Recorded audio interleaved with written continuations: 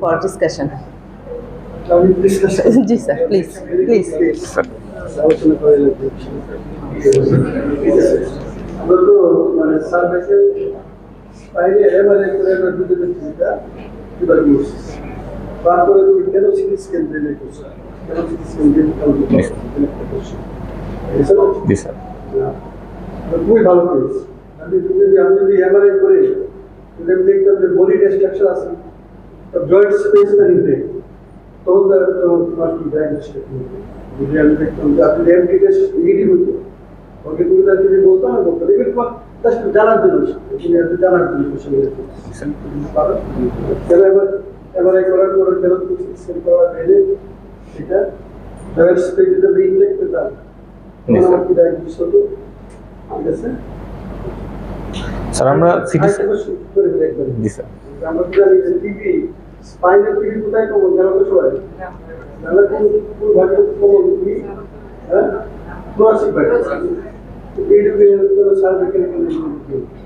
দিতে পারো আমি তো সারা স্যার আমরা সিটি স্ক্যানটা করছিলাম এক্সক্লুড করার জন্য যে তার তো স্পাস্টিক গেট ছিল স্যার স্পাস্টিক প্যারাপ্যারাসিস যেহেতু আছে কোনো সেরেব্রাল রিজন আছে কিনা স্যার এটা এক্সক্লুড করার জন্য যেমন স্যার সাইনাস থ্রম্বোসিস থাকতে পারে অ্যাস্ট্রোসাইটোমা এই ধরনের ডিজিজগুলো স্যার আছে কিনা স্যার এইটা দেখার জন্য স্যার আমরা আসলে সিটি স্ক্যানটা করছিলাম to exclude the other causes of spastic paraparesis sir জি স্যার ব্রেনে কোন ডিজিজ হলে আমরা স্পাস্টিক থেরাপি দিয়ে পারি স্যার ব্রেনে স্যার যদি টিউমার বা কোন রিজন ইনভলভমেন্ট হলে এমন হয় মাল্টিপল স্ক্লেরোসিস থাকতে পারে স্যার কমন ডিজিজ না স্যার ব্রেনে হয় কিন্তু ব্রেনে ইনভলভ থাকা ব্রেনে কোন অংশ ইনভলভমেন্ট হলে পেশেন্টের এমন বাইলেটারাল স্পাস্টিক থেরাপি দিয়ে স্যার আর জানা নেই স্যার আমার স্যার যদি প্যারাসাইটাইটিস মিডলাইন ডিশন হলে স্যার এগুলা মিডলাইন মেনিনজিওমা খুবই কম প্যারাপ্যারাসিস বা কোয়াড্রিপ্যারাসিসের রেটের কজ খুবই কম এই একটা দুইটা যেমন একটা মিডলাইন মেনিনজিওমা অথবা লার্জ এভিএম যদি ওখানে বাবা ছোটটা ঠিক মনে করি পেশেন্ট যে পেশেন্টের নিউরোলজিক্যাল ইনভলভমেন্ট থাকে আপনারা তিনটা কোশ্চেনের উত্তর দিতে বলা আছে ডিস্কের কথা বলো সেটার উত্তর দে এই পেশেন্টের যার নিউরোলজিক্যাল ইনভলভমেন্ট আছে তার কোনো নিউরোসার্জনের একটা কনসালটেশন প্রয়োজন ছিল জি স্যার জি স্যার স্যার অবশ্যই কারণ এখানে সার্ভাইকাল স্পাইনাল স্টেবিলিটি খুবই ইম্পর্টেন্ট এটা আনস্টেবল রাখা মানে যে কোনো মুহূর্তেই ব্রেক হয়ে যাবে এবং যেহেতু কপি করে আছে জি স্যার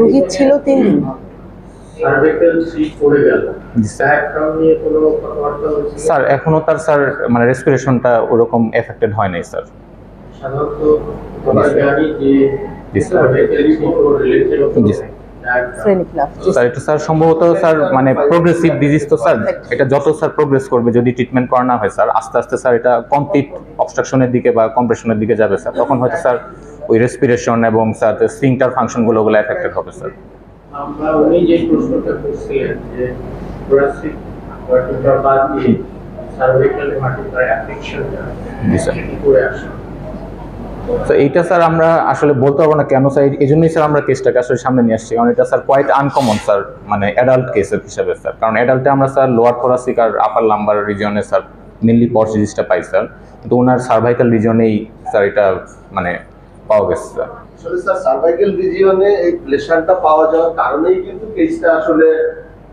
সিলেক্ট করা হয়েছে ফর প্রেজেন্টেশন বিকজ এটা রেয়ার পাওয়া যায় না আমি হয়তো লাইফে 2টা না 3টা কেস পাইছি এটা সহ হয়তো 4টা কেস হবে খুবই uncommon force disease in the cervical spine একেবারেই আনকমন এটা কিন্তু নাম্বার স্পাইনে তো হর হামেশাই পায় এই জন্য এই এটিপিকিটির জন্য এটা আপনার জন্য কি কোশ্চেন ছিল একটা কোশ্চেন তো হলো সিটি স্ক্যান করা তো আরেকটা জানেন কি বলছিলেন ডিস্ক স্পেসটা যদি ইনট্যাক্ট থাকতো তাহলে কি ডিস্ক স্পেস যদি ইনট্যাক্ট থাকতো এবং যদি সেখানে যে ভার্টিব্রার যদি ড্যামেজ থাকতো তাহলে প্রথম চিন্তাই হলো মেটাস্টেটিক তাহলে মেটাস্টেটিক ম্যালিগন্যান্সি দ্বিতীয় চিন্তা হলো লিম্ফোমা ঠিক আছে vertebral lymphoma not uncommon G sir এই জিনিসগুলো কারণ আবার অস্টিওপোরোটিক ফ্র্যাকচার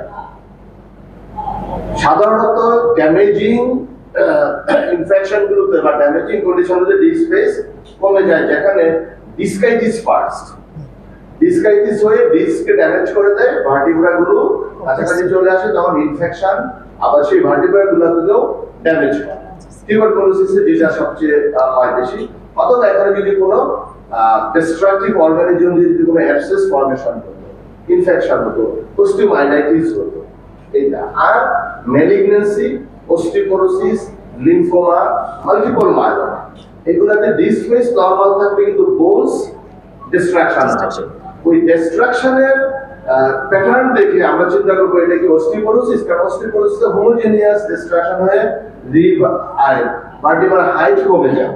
মাল্টিপল মায়োমাতেও তাই, কিন্তু মেটাস্টেসিস এবং লিম্ফোমাতে একটা সাইড এসে কলাপস হবে ভার্টিব্রা। সো এই প্যাটার্ন দেখেও অনেক কিছু গেজ করে। বাচ্চাদের কোনজন ইনভলভমেন্ট স্যার বাচ্চাদের তো সার্ভাইকালে বেশি ইনভলভমেন্ট হয় স্যার।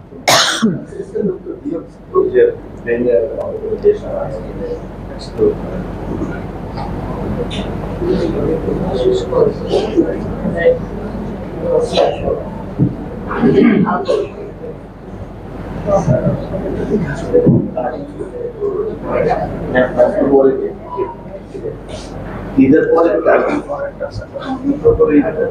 ঈদের পরে 29 তারিখ, 29 তারিখটা ঈদের পরে। যাই হোক, রাইসুল কোনো প্রশ্ন করবা?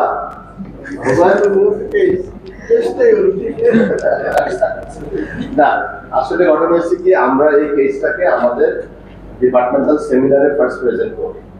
প্রেজেন্ট করে কেসটা এতই ভালো লাগলো যে এটা ফুল ফেজের ইনভেস্টিগেশন করা আছে, ফুল ফেজের ডায়াগনোসিস। এরকম রিচ তো আমরা অনেক সময় করতে পারি না, বিকজ এমআরআই করার ক্যাপাসিটি থাকে না, স্যার চলে যায় অন্য জায়গায়, যান পাঠায় দেয়। এখন আমরা যদি একটা ফুল ডায়াগনোসিস করতে পারি, সে এরকম কেস তো পাওয়া মানে পার্টিকুলারলি কমপ্লেক্স কেসের ক্ষেত্রে ডিফিকাল্ট। তো তখন আমরা সিলেক্ট করলে যে না, এটা আমাদের সেমিনারে প্রেজেন্ট করা যায়, বিকজ মাল্টিপল এটা আসলে পটেনশিয়াল আছে সব জায়গায়। এটা একটা, এখন আপনারা যদি প্রশ্ন করেন যে এটাকে আরো কনফার্ম করা সম্ভব কিনা, সম্ভব। আমরা যদি city guided FNAC of the lesion করি, তাহলে এটাকে একদম 100% কনফার্ম করা সম্ভব। কারণ আমরা জানি ইনফেক্টিভ ডিজিজ গুলোর ক্ষেত্রে মাইক্রো অর্গানিজমটাকে আইডেন্টিফাই করা এটা হলো গোল্ড স্ট্যান্ডার্ড। এটাও করা সম্ভব, বাট অনেক সময় আমরা যাই না, বিকজ এমনিতেই the patient is in danger. যার ফলে আমরা উই স্টার্টেড ট্রিটমেন্ট, কারণ অলরেডি 3 months হ্যাজ গন। ঠিক আছে, আবার কোমরবিডিটিস, পার্টিকুলারলি ডায়াবেটিস সহজে হিল হইতে চায় না লেশন এক্সপানশন করে। তো যাই হোক, আজকের সেমিনারটা সবাই এনজয় করেছে এবং সবার পক্ষ থেকে কোয়েশ্চেন ছিল, ভালো হয়েছে। এবং ডক্টর আশিক রিলি খুব সুন্দর প্রেজেন্ট করেছে, আর আমাদের নতুন চেয়ারম্যান খুব সপ্রতিভ ছিল।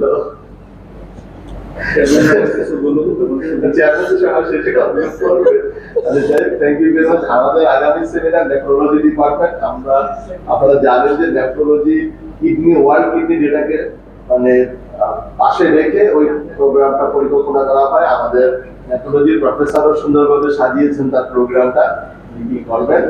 তারপরে আমাদের সবচেয়ে কি বলে অ্যাক্টিভ এই সেমিনারে আমাদের চিত্ত স্যারের সেমিনার ঈদের পরে 29 তারিখ, ঈদের মাঝখানে রবিবার, সেটা বন্ধ থাকবে। যাই হোক, এখন আমি আমাদের আজকের চেয়ারপারসনকে রিকোয়েস্ট করছি সেশনটা কমপ্লিট করার জন্য। Thank you, sir, and thank you, Dr. Ashik, for your nice and brilliant presentation.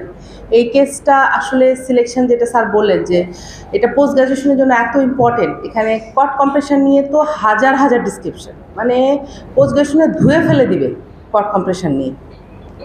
ওইখানে যে 12-15টা কজ আছে, কম্প্রেসিভ আর নন কম্প্রেসিভ নিয়ে, আমি আশা করছিলাম ওখান থেকে প্রশ্ন আসবে। যাই হোক, আমার প্রশ্ন কমন পড়ে নাই তেমন, খুব কম। যাই হোক, আর অ্যাজ এ হোল একটা কথা যে এই মাসটা হচ্ছে ওয়ার্ল্ড টিবি ডে। হ্যাঁ, 24শে মার্চ হচ্ছে ওয়ার্ল্ড টিবি ডে। এই 2026-এর প্রতিপাদ্য বিষয় হচ্ছে যে we can end TB led by countries and powered by people, yes শব্দটা এরকমভাবে আসছে। প্রতি বছর এই প্রতিপাদ্যটা চেঞ্জ হয়। 2018 সালে খুব করে বলা হয়েছিল যে টিভিটাকে আমরা একদম সরাই ফেলবো ওয়ার্ল্ড থেকে, কিন্তু আলটিমেটলি এটা এখনও কিছু রেমিনেন্ট রয়ে গেছে। অ্যান্ড আমার লাইফে এটা সেকেন্ড কেস সার্ভাইকাল টিভি দেখা। 2-4টা যে কেস রিপোর্ট হয়েছে 2016 এবং 2018 পর্যন্ত কেস রিপোর্ট হয়েছে যে সার্ভাইকাল টিভি হয়েছে, তাদের এরকম ট্রিটমেন্ট এবং ট্রিটমেন্ট প্রোটোকল মোটামুটি এরকমই থাকে। রুগীটা আমাদের কাছে ছিল মাত্র 4 দিন ছিল, রাজি হয়েছে এমআরআই করতে, এটা আমাদের লাভ, না হলে তো কিছু করার থাকতো না। সেক্ষেত্রে তাড়াতাড়ি অর্থোপেডিক্সকে ডেকে ওনাদের সাথে একটা পরামর্শ নিয়ে, আমাদের বোর্ড নিয়ে, আমাদের স্যারদের সাথে ওপিনিয়ন নিয়ে টিভি স্টার্ট করতাম। কিছু করার ছিল না আমাদের, তো এতটুকু করতে পেরেছি। এটার জন্য আসলে আমি রুগীর প্রতি অনেক গ্রেটফুল। রুগীরা কথা শুনেছেন এবং আমরা আমাদের ফুল টিম, আমাদের যে সিএ রেজিস্ট্রার থেকে শুরু করে বোথ ইউনিট 1 আর ইউনিট 2, আমাদের প্রত্যেকে মেম্বার আমাদের এখানে হেল্প করেছেন আমাদের কেসটাকে সাজানোর জন্য, এবং আমি ওনাদের সবাইকে অসংখ্য ধন্যবাদ দিতে চাচ্ছি এবং ধন্যবাদ আপনাদের সবাইকে পার্টিসিপেট করার জন্য এবং আগ্রহ শোনার জন্য। Thank you so much, thank you all.